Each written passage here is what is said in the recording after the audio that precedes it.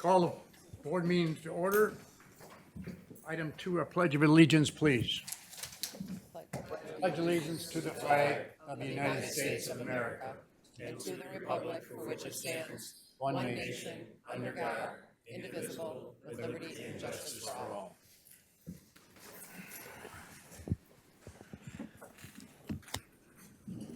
Item 2, adopting the agenda. Entertain a motion. Adopts the agenda. Support by Mr. Wallace and Yep. Ms. Scott. Please vote.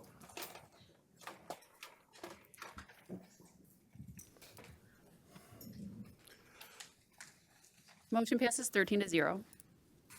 Item 4, the approval of the minutes. Entertain a motion, please. Motion to approve. Support. Commissioner Grott and Commissioner Van Sickle. No discussion. Please vote.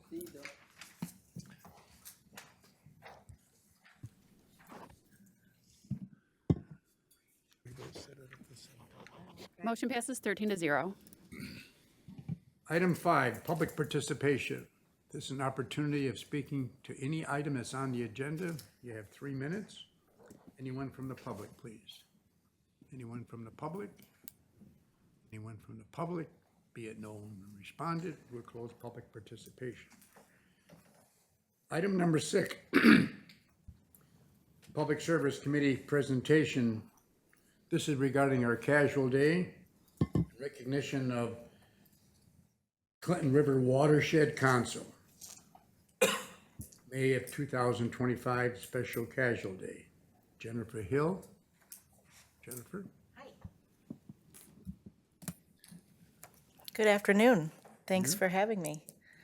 So I did a quick back of the envelope on a few activities we've been doing in Macomb County. Do you want me to start there? Okay, great. Well, first of all, thanks so much for your continued support of the organization. Support like this is what allows us to do our work. And so I polled my staff before I came, and a few of the things that we've been doing just in the last few weeks, we had a cleanup at Dodge Park in Sterling Heights with the Ford Sterling plant. So we had about 30 employees that were out to pick up trash in that green space.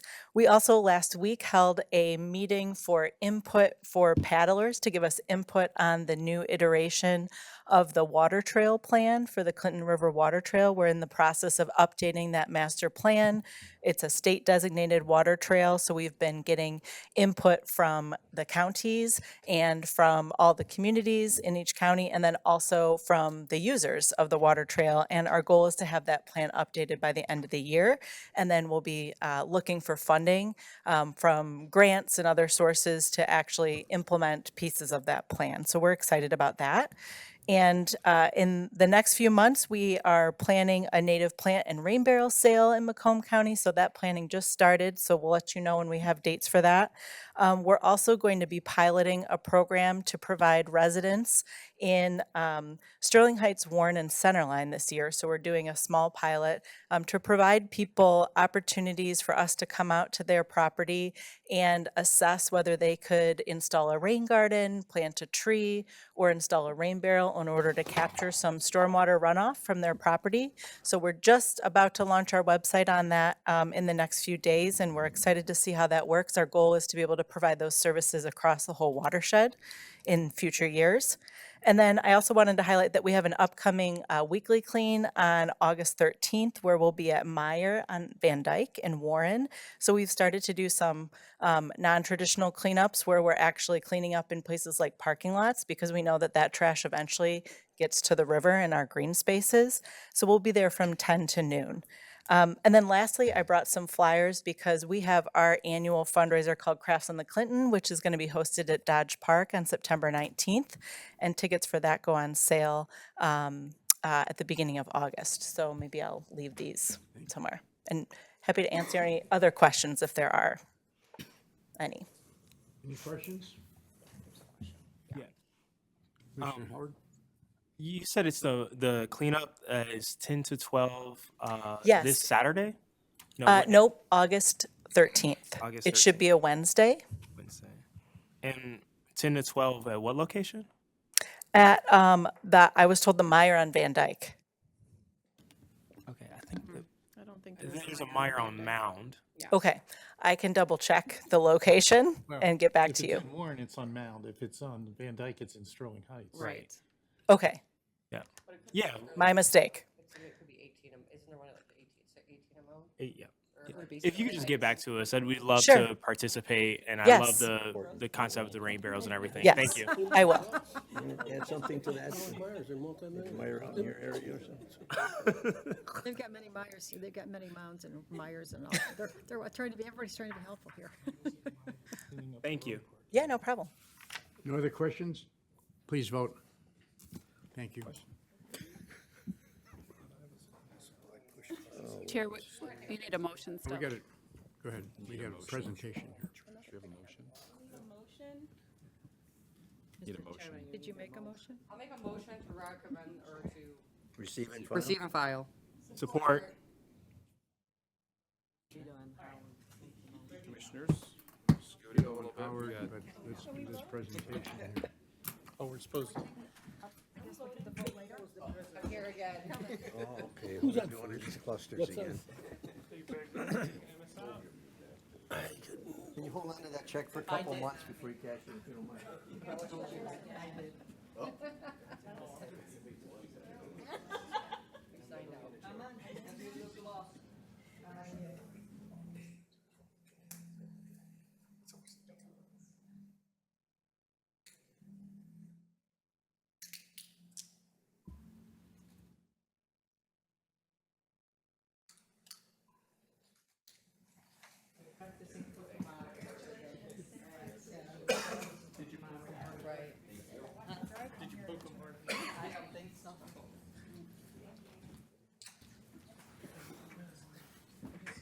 kind of chintzy, $237. Kind of chintzy, isn't it? There was a motion. Please vote. 100 and something.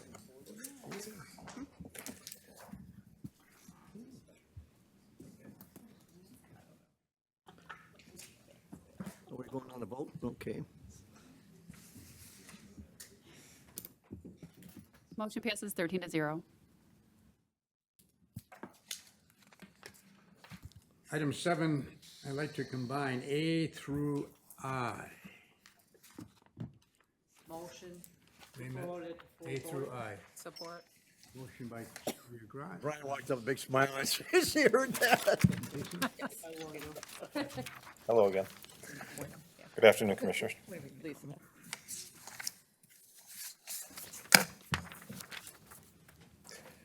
Starting with item 7A, this request to purchase the TRAINFO mobility, which is a train detection and analytics system.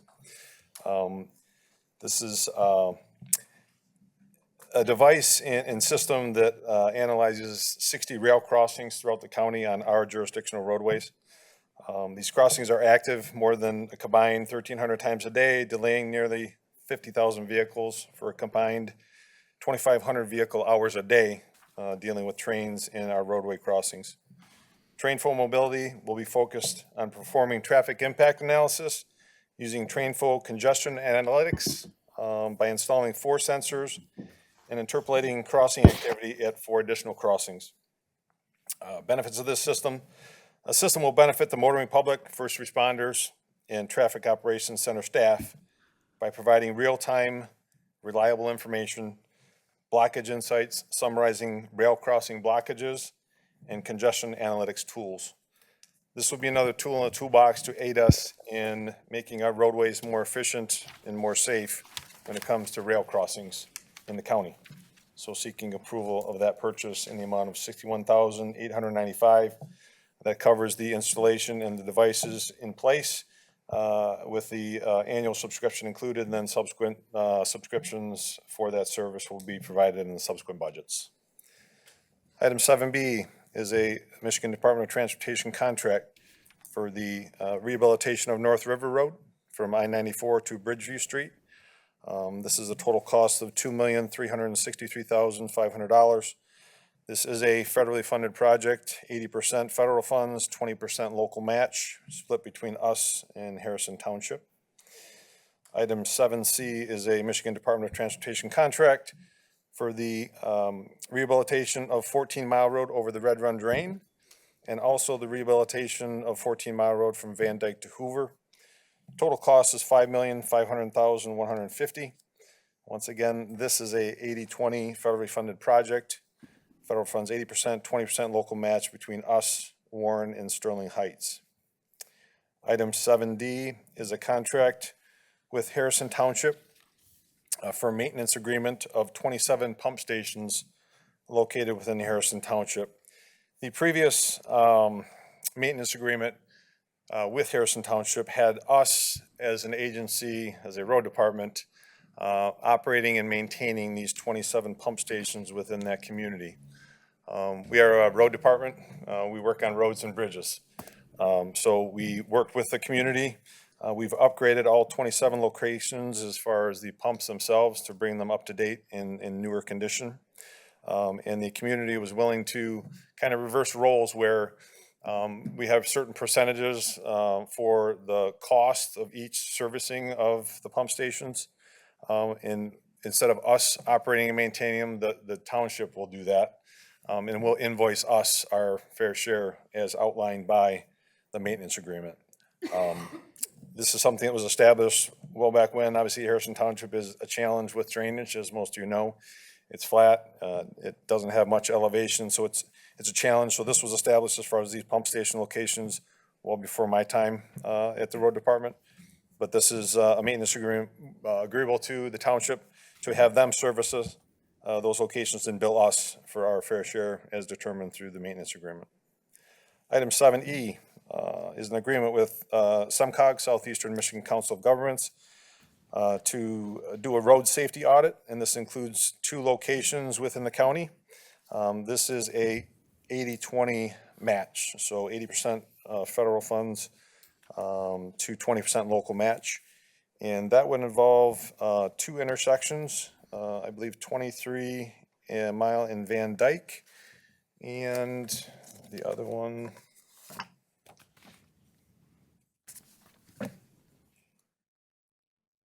was 23 in Shaner, I believe.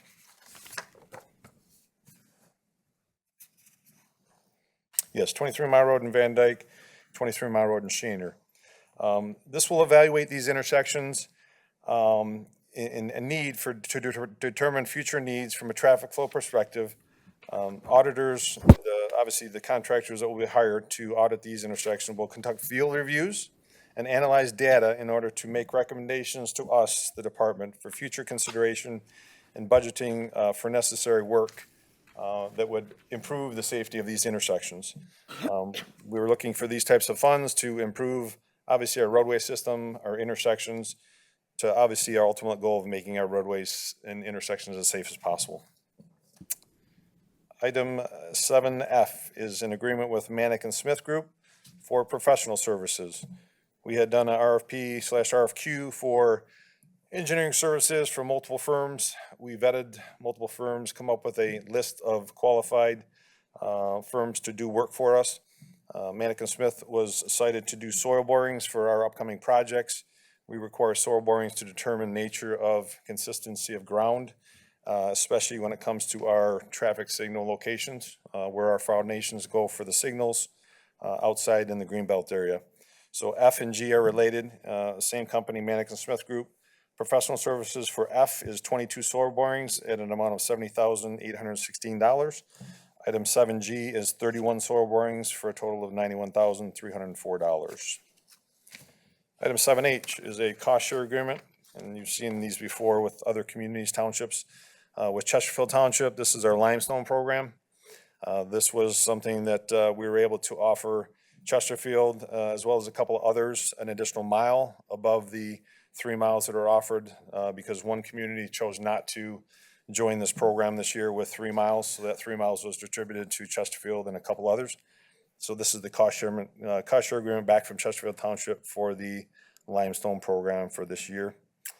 And item 7I is a cost share agreement with New Haven Community Schools for the installation of traffic control device on 26 Mile Road at Endeavor School, which is between, I believe, Card and North Avenue on the north side of 26.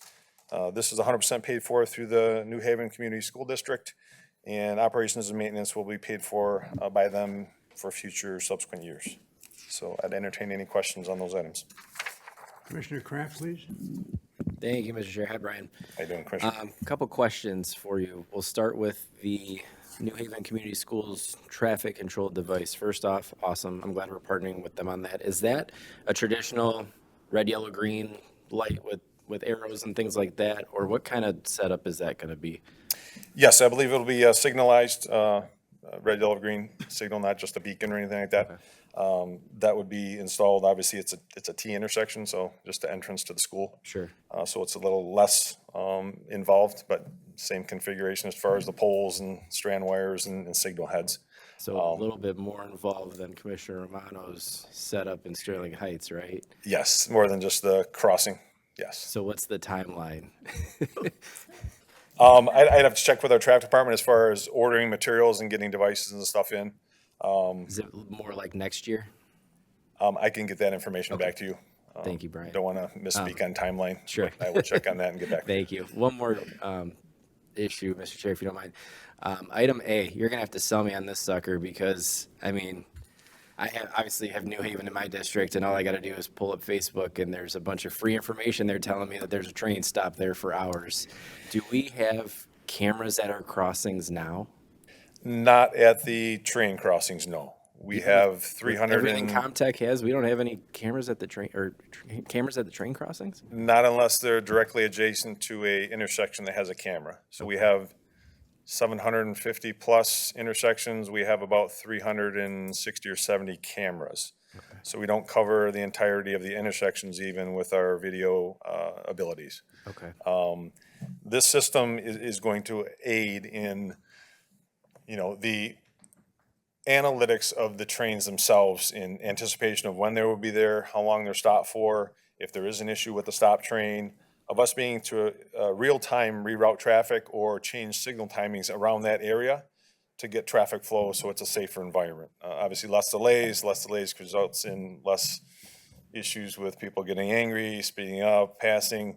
I talked with my director of traffic operations, John Abraham, vetted this with him.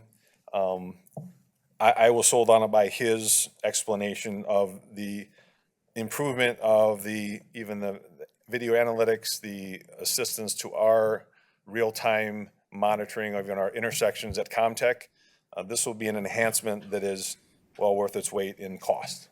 Okay. And then one last question, the locations for these cameras. I know you said they obviously have to be our roads. How were they chosen? Who went through and decided where the locations would be for these? I can find out. I believe it was our team, our traffic operations team and staff, located best spots for this to be set up for use throughout our entire network of crossings. So Okay. I can get information as far as locations if it's not in the base of this, where we're looking at putting those and utilizing that device. Okay. Because I saw the map and I was just curious how they ended up where they ended up. So thank you, Brian. Thank you, Mr. Chair. Thank you, Commissioner. Commissioner Van Sickle. Thank you. Hi, Brian. How you doing, Commissioner? Staying with that subject, will the video feeds be available at Comtech? Yes, they would be input into the analytics and new platform. Obviously, we just went through the exercise of redoing our video wall, our 50-foot by 20-foot video wall, with the platform going from previous platform to what's called Genetech platform, which has a lot more capabilities of video analytics when it comes to not only vehicles, but pedestrians and such, pedestrian crossings, pedestrian near-miss incidents. So we're very excited about this new technology as far as the video wall, the platform of the video coming in, and the analytics behind that using AI and some of the newer tools that would be made available to us on this new platform. So Is that analysis run by the vendor software on site, or is it shipped off to the vendor's site and they do it there and send you the reports? I would have to check on that and see how that works as far as the video analytics. I would assume we would run it through their program, but I don't know if that's located on site or if it's put in the cloud and they do it and we get it back. And I was just wondering about their cybersecurity, if they're touching our software or our installation, Has IT looked at their cybersecurity if it's going out there? You Yes, can this is address all that ran, also I mean, in- all of our improvements to Comtech have been involving and will involve in the future IT and Okay. firewalls and protections as far as cybersecurity, yes. Okay. On 7C, the 14-mile over Red Run Drain, is that going to include anything in the drain itself? Like the underpass under 14 miles, is that going to get cleaned out as part of this? I do not believe anything in the drainway itself. I believe this is a maintenance, so this would be probably the superstructure, not any of the substructure. So this is superstructure, bridge deck, railings and stuff like that. Okay. Not underneath, not the substructure or drain That'd be itself. good to get that cleaned out, to keep that. But then Commissioner Miller might have that on her radar anyway. Yeah, and getting into the drainway itself requires a lot different elevation of involving Eagle. If we do superstructure, it's our roadway. Okay. It's above grade and it's So not it's into a the lot more drainway. complicated, you're Yes, saying? Okay. And then on the borings, do you, jumping back to the light in New Haven, well, before they put those in, do they do borings there?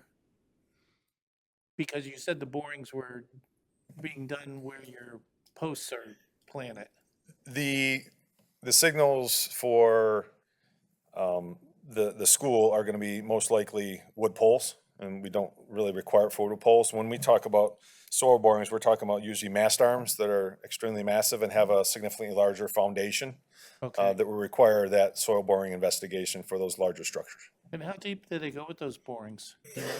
It does depend on the soil conditions, how far down we have to go for stability to solid ground. Probably anywhere from 10 to 20 feet sometimes or more. Because the sides of the roads, a lot of places are not undisturbed dirt anymore. They've been, worked and backfilled and all kinds of things. So I was wondering about the borings there. Yes, those are bored with a sonotube and concrete encased to support, larger mast arm type situations that kind of most communities, and we are going towards, downtown districts. Some of our main thoroughfares are mainly predominantly the mast arm type situations, which are a lot heavier structure. Thank you. Thank You're you, welcome. Chair. Thank you, Commissioner. Commissioner Howard? Chair, my question really is 8C, but I know Brian kind of leaves a little bit before we get to 8. So can I ask it now, or can Brian hang out for 8C? Go ahead, ask you now. Okay. I think you guys are doing great on the 10-mile. It's great to drive past that literally every day and see it. So great job on that. I had a question about the cold patching on Mound. You guys were out there a week or maybe a week plus ago, and it was during a rainstorm, and they were patching the road. And I had residents call me, and they were concerned. I don't know, I'm not you, so I'm not an expert, and so. Is that sustainable to do that during the rain? Because some of it, of course, had to wash away. Yeah, I mean, obviously optimal conditions are premium to our, doing our maintenance work. In maintenance work, I mean, filling holes with cold patch or hot patch during the summer. If there's a need in call-ins and service requests, we have to respond. If people are blowing tires, if there's an issue with servicing the roadway to make it safe, we have to get out there in whatever type of weather. Is the best situation or scenario? Are we going to try and do, as much as we can that day? We'll do what's necessary to fix the roads to make them drivable and safe in whatever kind of weather. During the winter, we have to put cold patch in. Hot mix is not available. Sometimes it's raining. We have to fix the worst holes and the ones that are blowing tires and ruining rims and, making people very angry and a room for accidents. We have to fix those in whatever type of weather it is, but we don't purposely schedule, obviously, those repair works in that type of inclement weather. So No, I appreciate that. I told them, I'm like, Brian's great at his job. I'm sure it's perfectly safe, but the concern was there, and it was, I drive on that same road every day, so I appreciate it. for sure. The last question, in regards to pedestrian crossing, I know a lot of the work that was done during the Innovate Mound project was focused on how to better implement the roadway to allow for better and safer pedestrian crossing. I'd love to see, I don't know if you guys have done a study since you've done the work to see how that number has reduced and how that road is more safe.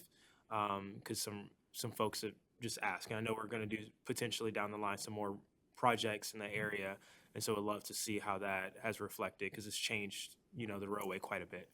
For sure, and obviously with that project being the 9-mile section from 696 to M59, you know, we are looking at wanting to complete the project down to 8-mile. Yeah, That's yeah, our of course. intention. Looking for additional funding for that. That's a much heavier lift, as I expressed before. But yes, the intention is to make those thoroughfares as safe as possible and as walkable as possible for the needs for those particular environments in the communities. So, Yeah, thank you. I think you're doing a great job. I really appreciate it. thank you, That's all. Commissioner. Appreciate it. Commissioner. Any other speakers? If not, we have a motion on the floor. Please vote.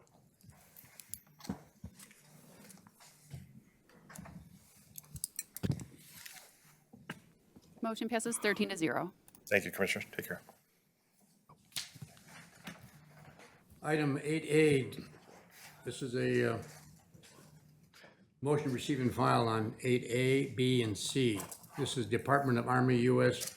Army Corps of Engineers, Detroit District, public notice for stream bank arming and erosion protection, Red Run Drain. B is for the City of Sterling Heights, notice of adoption of their master plan. And C is Macomb Work Zone, lane closure and construction updates. Motion to receive and file. Support. Any discussion? If not, please vote.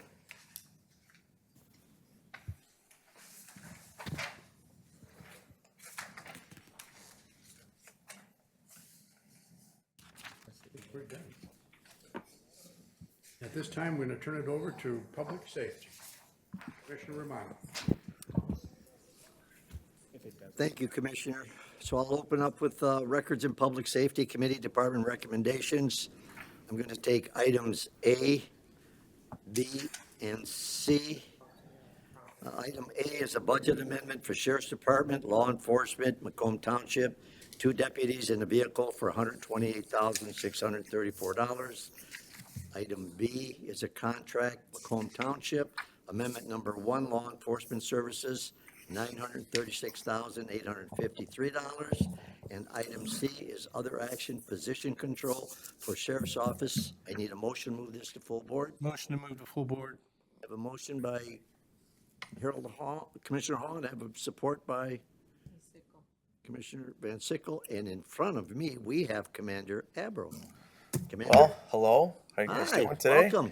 Good afternoon, Why don't you Board take out Chair, the number one, Commissioners, which and is some your of the Commissioners contract? I don't know, so thanks for having me here. All right, So the Macomb Township wishes to add 2 deputy positions to their schedule. We'll provide 2 positions that to Macomb Township, 1 vehicle from October 1st, 2025 to the end of their 3-year contract, December 31st, 2027. The total amount prorated for October, November, December, and then into 26 and 27, total of $936,853, and that also adds a vehicle to service. This is at no cost to the county. This is a direct requirement from Macomb Township. I'm sorry, did you cover item C? I'm sorry, did you want me to do All the 3 of them. budget? Yeah, keep the going. adding the 2 positions? Okay. And for the position schedule amended for the Sheriff's Department in the amount of 2 FTEs by increasing deputy positions, funding is available through the concurrent budget amendment in the FY 2025 Sheriff Department budget. And then I believe it was A was the budget amendment. Motion to approve the budget amendment for the Sheriff's Department in the amount of $128,634 by increasing C-306-7007 road patrol contracts, Macomb Township benefits and capital purchases with a corresponding increase to service revenue and reimbursements revenue in order to add 2 deputies and a vehicle to the current law enforcement services contract with Macomb Township effective for these 2 positions, October 1st, 2025. Thank you. We have some questions here, if I may. Commissioner Hall. Thank you, Chair. Hi, Commander. I think, well, I know you answered the question. They're not only aware, Macomb Township, they're not only aware of it, they requested it. Is that correct? Correct. Thank you. That's all I have. Commissioner Oyl. Thank you. Thank you. Hi. My question is, so this is supposed to start October 1st. Yes. So these two positions need to be hired. You haven't filled these positions yet until this is approved, correct? Correct. And what if you're not able to hire two positions in time for this to start October 1st? Then what happens? So are you talking about like shortages or where we're at today or positions? Because and I'll kind of touch on this, but we've been short since 2020. I mean, since I've taken over contracts, since 2020, we've added several school liaisons, officers to Washington Township, Macomb, Lenox, New Haven, Harrison Township, supervisors. We will continue to hire.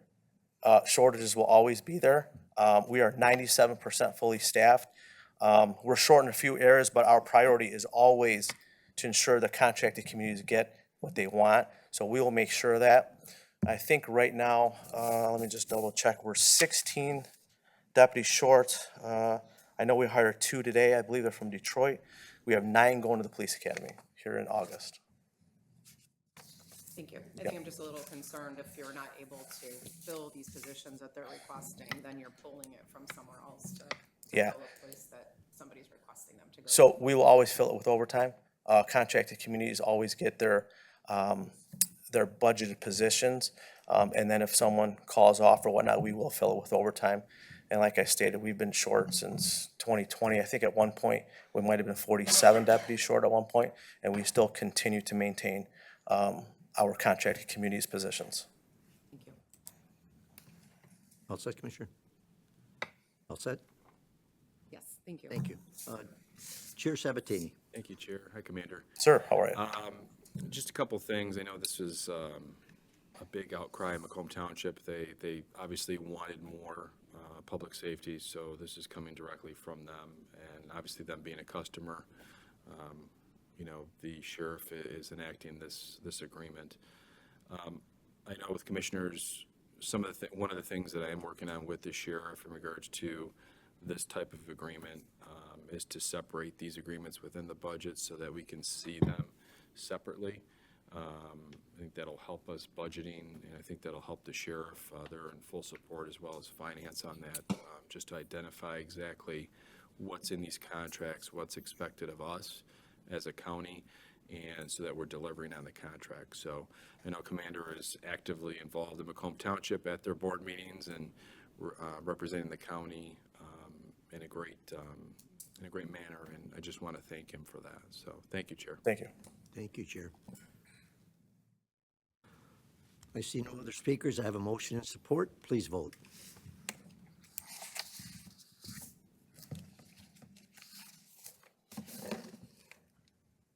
Motion passes 13-0. Thanks, Commander. All Sure. set. And one other thing, I know, just to let you guys know and maybe to pass along to your communities, and you're all welcome, and I hope you all show up, that I believe it's August 5th. We have National Night Out that's at Freedom Hill. It's every single police department within our communities, the Michigan State Police, I believe the Border Patrol, the train police, the CN Rail is coming.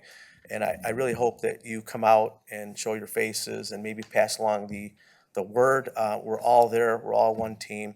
And hopefully we can see you guys out there from 5 to 8 at Freedom Hill.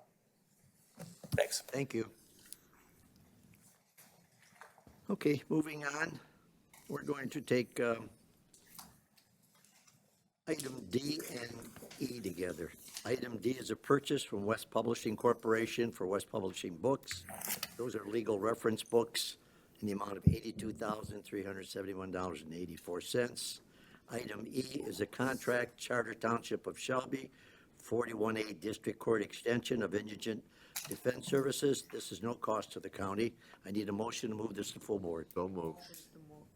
I have a motion by Commissioner Hall, supported by Commissioner Lucido, and we have Mr. Tomko. He is our public defender. Mr. Tomko, please. And good afternoon, everyone. Thomas Tomko, Public Defender's Office.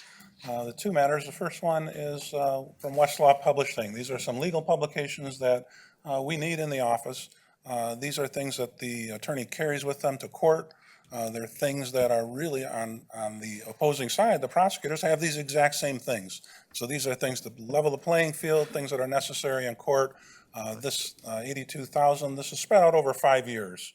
So it's a long-term contract, locking in the price really at a lower price because we had dealt with them in the past. So for the first matter, we're asking for approval. Again, it's grant funded.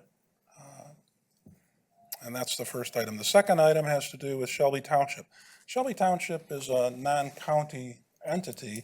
They have a indigent defense system, and we've managed that system for them since 2020. The way that works is the administrative fees are part of our budget, a part of our grant budget that we get from the Michigan Indigent Defense Commission. And so we're asking just to continue that contract. It's a good foundation for collaboration with that funding unit in Shelby Township. And it also is going to help with centralized booking. Once we get to that point, we're involved in that system. Once the jail's completed, it's going to facilitate that transition.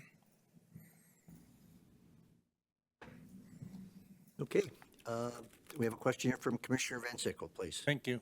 Good afternoon. The law books are paper. That's correct.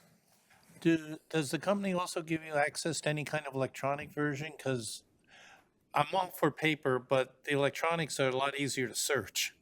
Yeah, the electronics, in a separate contract, we have electronic online research, which is really, a lot of it's through the same company. The paper volume is something that's needed. There are things that are paper copies like bench books that the judges have, but these are law books, summary law books, so that when you're standing in front of the judge and you have that question, you don't have time to log in and look in, but you do have time to open up the page and to look at it. Another type of volume is one we take into the jail with us to the sentencing guideline book, which we take with us in the jail, so you don't always have your computer in the jail. Yeah, I'm not questioning whether you need the paper. I was just curious whether you also had the electronics so that you could Yes. at the office, do easier searches. Short answer is yes, we have that. Yeah, thank you. Thank you, Chair. Thank you. Chair Sabatini.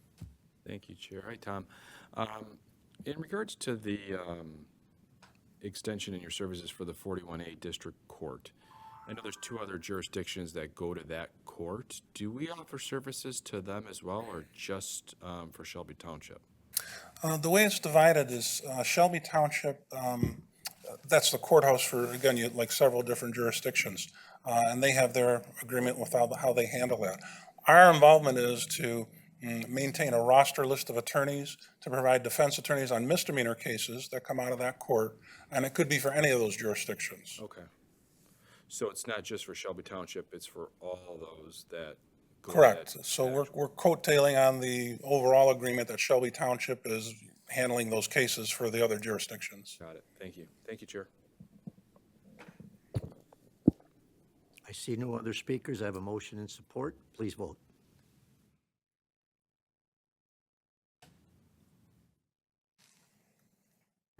Motion passes 13-0. Thank you, Counselor. Thank you, everyone. Have a great day. You too. You as well.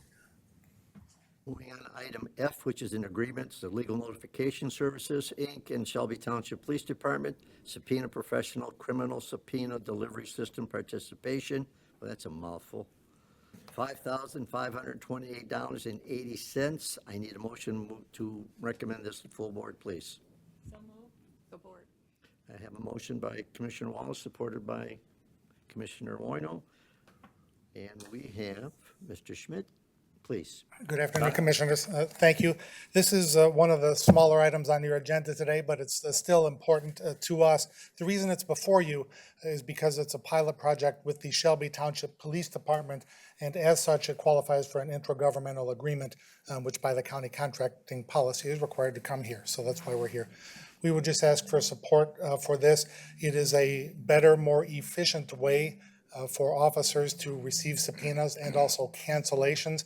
Our goal is to make it easier for police administrators to keep their officers on the street rather than showing up to court for hearings that were already canceled, but maybe they didn't get the notice. We found a way to pay for it. In this case, the pilot is funded through December 31st of this year. If the agency wants to go forward, it's up to them to do that. But we're hoping this may be a model that others want to consider using once we report back how it works. And thank you for your consideration. Thank you, Ted.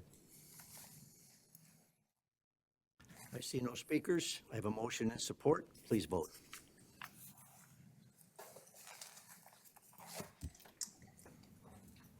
Motion passes 13-0. Thank you, Counselor.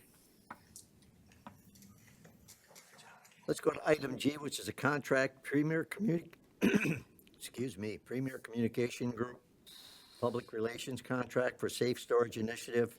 It's a grant, $42,800, and we have Chief Assistant Prosecutor Robert Linetti here. I need a motion to move this forward, please.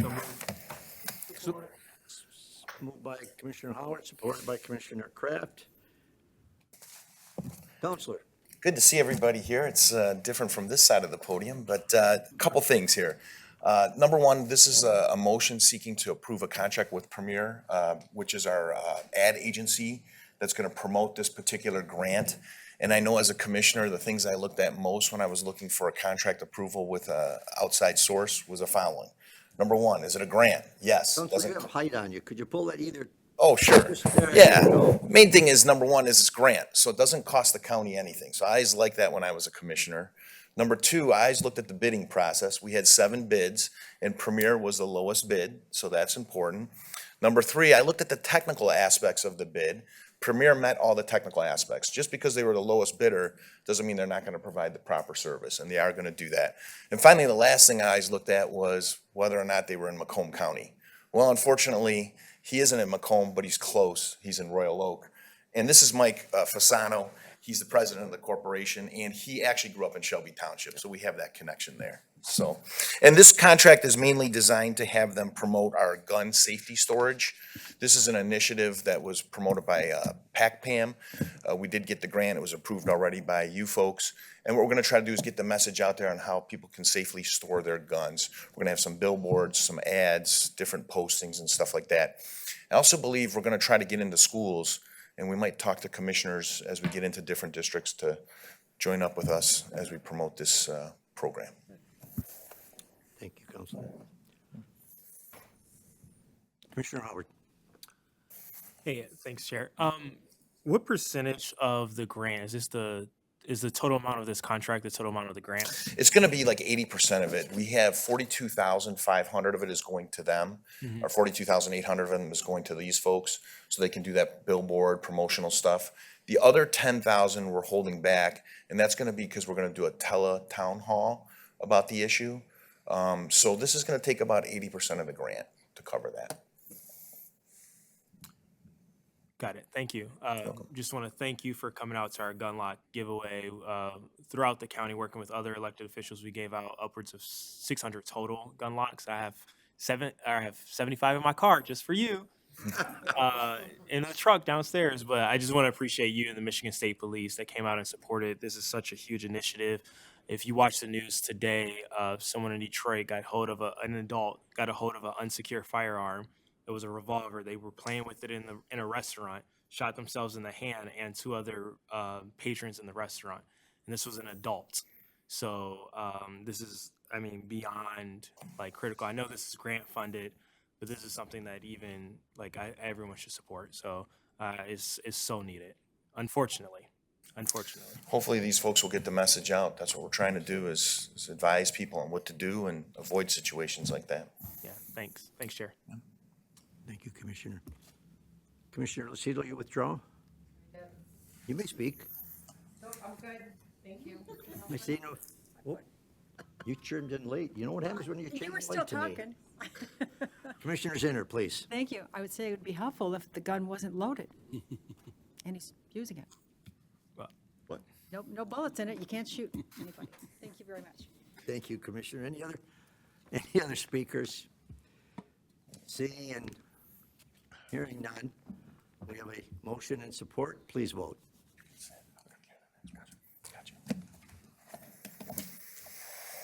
Motion passes 13-0. Thank you, Counselor. Thank you, Commissioners. Item H was a resolution that was in 2025, item 13699, a resolution to approve legal services for the prosecuting attorney. We have discussed this at length between us, so I just need I need a motion to recommend this to full board. So moved. I have a motion by Commissioner Lucido, supported by Commissioner Howard. If there's no discussion on it, please vote. Rob just closed the book. Good move, Chair. Motion passes 13-0. Thank you, thank Thank you, you. Counselor. Thank you, good to see y'all. Item I is an intergovernmental agreement with Bruce Township. It's a regional emergency dispatch service for $117,032. I need a motion to recommend this to full board, please. So moved, Van Sickle. I am. How about we combine I, J, and K? If that's what you wish. You made the motion? Sure. We have a motion to move I, J, and K by Commissioner Kraft, and Commissioner Lucido has supported that. And we have Miss Elsie here, who is. Do we not need to withdraw the original motion? Pardon me? There was a motion on the floor in a second that we need to withdraw, don't we? No. Miss Elsie, you're up. Good afternoon. Good afternoon. As part of our continuing expansion of services at Comtech, we were approached by Bruce Romeo Fire Department with a request to provide full-time dispatch services for their agency. And this agreement would hopefully begin on August 1st, 2025. That's the target date that we have in mind, taking us through December 31st of 2027 in the amount of $117,032. There's no cost to the county to enter into this agreement with Bruce Township. This is revenue that will be generated annually in the amount of 1/3 the cost of a full-time position of a dispatcher. And the township service cost for dispatch personnel is prorated for the remainder of the year. And funding would be received in the dispatch and cellular fee fund. There's the corresponding budget amendment as well for the 2025 budget of the dispatch cellular fee fund in the amount of $39,598, which also requires your approval. This amendment reflects the addition of one dispatch FTE, again prorated from August 1st of this year through December 31st. And this represents the revenue amount of $19,504, which is 1/3 cost of the position funded by Bruce Township's agreement. The remaining 2/3 of that position is already funded by existing agreements with Ray and Armada Townships. So personnel expenses will increase by $59,102, which represents the prorated cost of one full-time FTE for the remainder of the year. However, the net impact of this agreement would reduce the fund balance by $39,598, but the remaining 2/3 of that position, again, is already supported by existing revenue in the current budget. And lastly, I'm requesting approval to increase the sheriff's office position count for dispatch by 1 FTE. So this increase, again, is tied directly to these other two items with revenue generated through dispatch service agreements from Bruce, Armada, and Ray Townships, which each contributes to 1/3 position, or 1/3 of an FTE. And that would bring us up to a full-time employee to add to our count. Take any questions? Sorry, had to wait so long. We have some commissioners with some questions, Okay. please. Commissioner Goyke, please. Thank you, Mr. Chair. Thank you for, so what's, in Bruce Township, by them spending this much money, what's changing on, for their service there? They're getting direct dispatch information from us, which means they have visibility into all of the real-time call information on a mobile device. So they're in-vehicle computers or tablets, which Chief Nakas have already purchased. And so they will get routing to and from the scene, real-time call updates and information as dispatch continues to update that information. All of our emergency medical dispatch protocol information. So that is when a dispatcher is providing medical instruction to someone over the phone or asking questions to determine the response level. All of those questions and responses are also documented into that call for service record, which they see in real time. Any type of prior history, hazardous information, or location information attached to that physical location that they're responding to, all of that is included. Dispatch would also be managing their resources, so would cut down on any type of time that it takes to determine who goes, right? So right now, the process has been, we would alert the township over the radio system and advise them the location of the emergency and the nature. And then they would respond and say, engine 1 is going and squad 1 is going. Now it eliminates that decision-making off of that battalion chief or leader who has that responsibility, and it's built into the system. So we're directly alerting them with the specific apparatus that needs to go. We also already dispatch for all of the communities that provide mutual aid and automatic aid to their township. So it's an automatic response to all 3 communities that need to respond to a large-scale scene at the same time, rather than one individually and potentially delaying notification to a subsequent agency that needs to respond. Station alerting they are getting as well. There's quite a bit of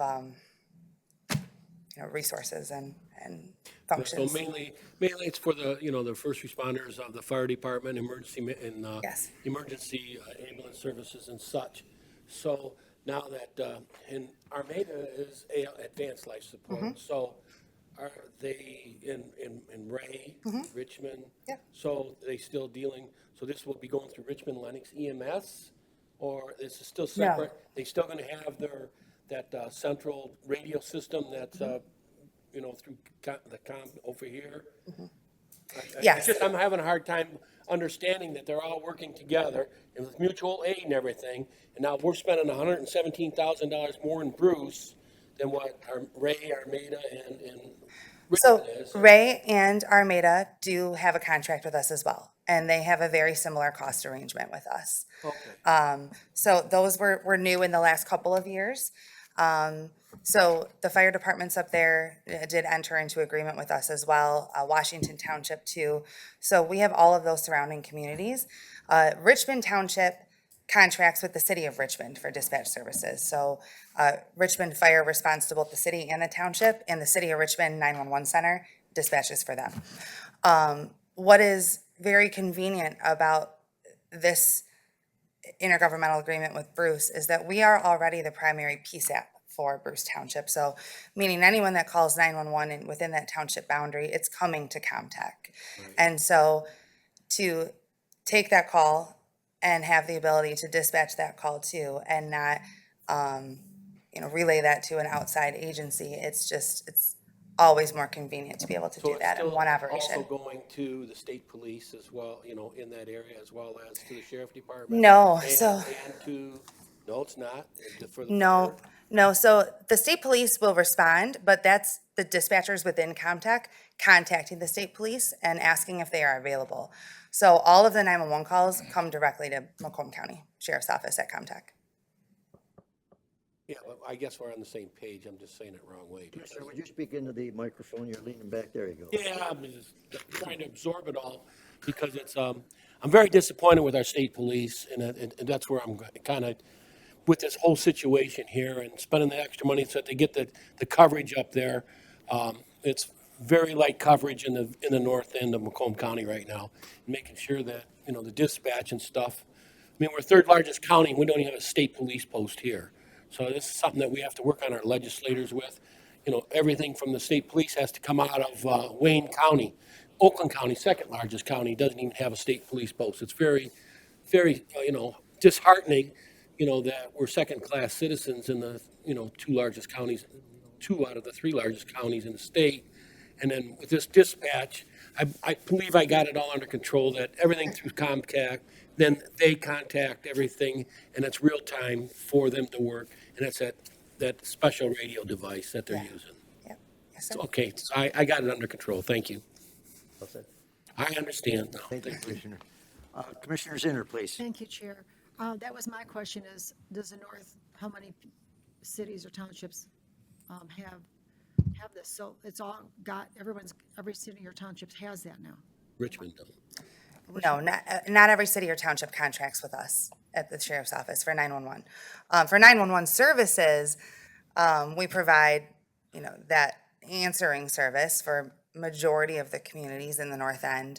But the fire departments that contract with us, Armada does, Bruce is requesting to. Washington Township, Ray Township. We do dispatch for Lenox Township and New Haven as well, not in a full-time capacity, but we do alert and notify them and answer their 911 calls. We also dispatch for Richmond Lenox EMS in the north end.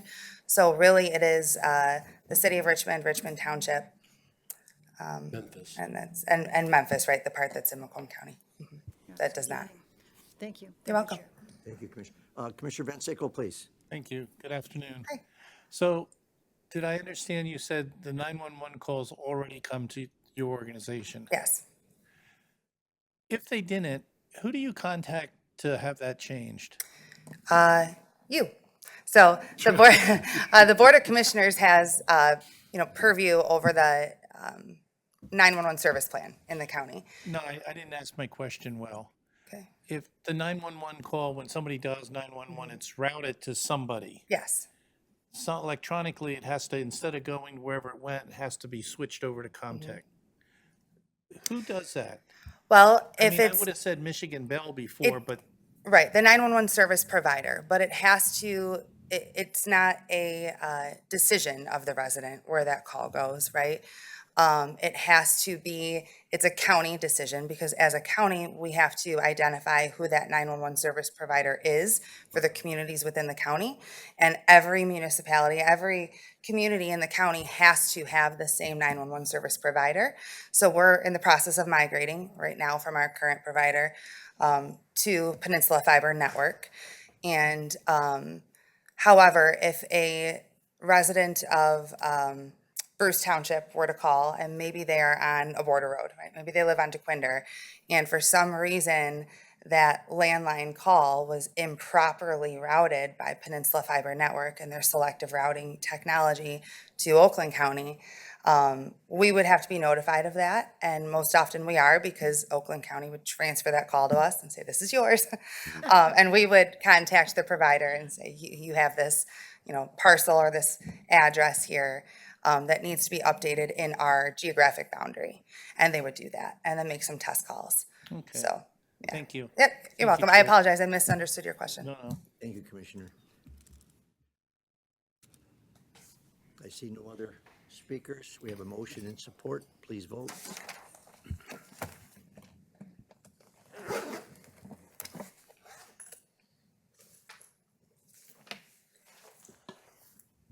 Motion passes 13-0. Thank you, Director Elsie. Have a good day. Item 11 is a Record and Public Safety Committee correspondence. I'm going to take 11A and 11B. 11A is an invoice from Parent Law for $8,822. Item B is 16th Judicial Court, Macomb County Probate and 42nd Judicial District Courts 2024 Annual Report. I need a motion to move this to full board. Support. I have a motion by Commissioner Wallace, supported by Commissioner Van Sickle. Please vote. I had a question, Chair. There was speakers. Before or after we vote? It was already. Commissioner Hall. Thank you, Chair. I would just ask that if we're being asked to pay these invoices, that there be a little more detail associated with the invoice other than for professional services rendered. Doesn't tell us what, other than the Lucido Hackle case. Is that a phone call? Did they go to court? Paper? We wouldn't accept this from anybody else. If I may, I'm going to pass that on to Chair Sabatini. Will we get an update on that, Chair Sabatini, so we can satisfy Mr. Hall, I guess all of us, as to what exactly that costs? I was going to speak about this, but Commissioner Hall beat me on it, so Please, kudos if to you him. wouldn't mind, go ahead.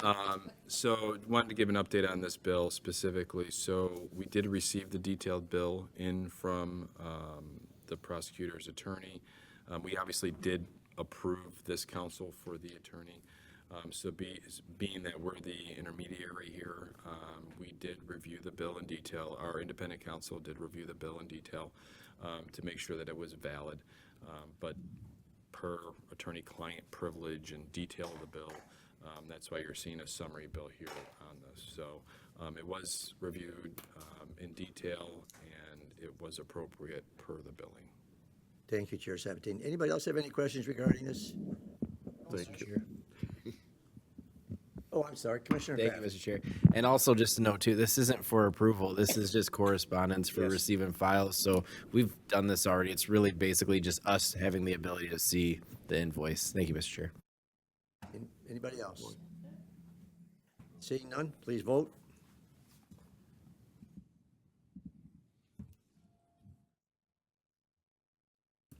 Motion passes 13-0. Thank you. Item 12 is public participation. This is 3 minutes per speaker. This is the opportunity for public participation. It's for those who wish to speak for a maximum of 3 minutes on any issue. Oh, he left. I see no one here for public. I see no one here for public participation. I'm going to close that, and I'm going to go to commissioners' comments. Anybody here want to speak on anything? Speak now or forever hold your tongue. I don't see, hear, look. Hard to hold your tongue. I'm going to close that. Motion by Commissioner Kraft, supported by Commissioner Wallace. Please vote.